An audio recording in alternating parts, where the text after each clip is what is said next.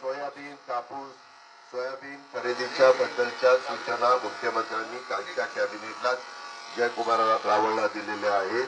बाबासाहेब पाटलांनी हा मुद्दा उपस्थित केलेला होता. आज पण निवेदनाच्या द्वारे आलेला आहे.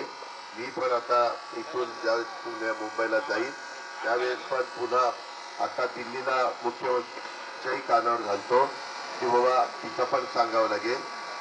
कापूस मोठ्या प्रमाणावर माझ्या शेतकऱ्यांच्या घरामध्ये पडलेला आहे.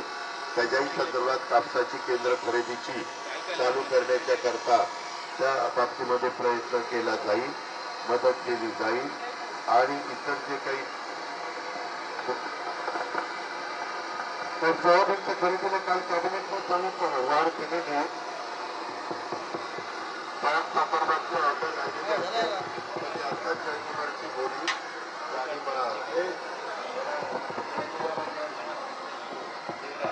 आणि अजित पवार हे यावेळेस बीडमधून संवाद साधत होते. मकुका लावण्यास मागे पुढे पाहणार नाही आणि दुष्ट प्रवृत्तीच्या आजूबाजूला ही दुष्ट प्रवृत्ती जी आहे ती ठेवू नका असं यावेळेस अजित पवार यांनी म्हटलेलं आहे.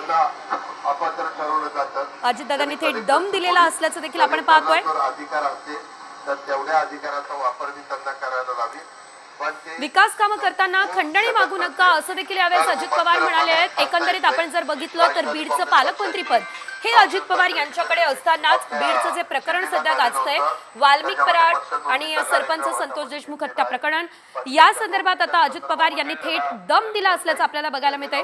दृष्ट प्रवृत्तीची आजूबाजूला गरज नाही असं ते म्हणत आहे. बंदूक लावून फिराल तर लायसन्स रद्द करेन असं देखील अजितदादांनी थेट दम दिला असल्याचं बघायला मिळतंय. एकंदरीत आपण पाहतोय सध्या बीडमध्ये मोठ्या प्रमाणात गुन्हेगारी वाढली असल्याचं सांगितलं जात असताना बीडचं पालकमंत्रीपद थेट अजितदादांनी स्वीकारलं आणि त्यानंतर त्यांनी आता यावेळेस हा दम दिलाय.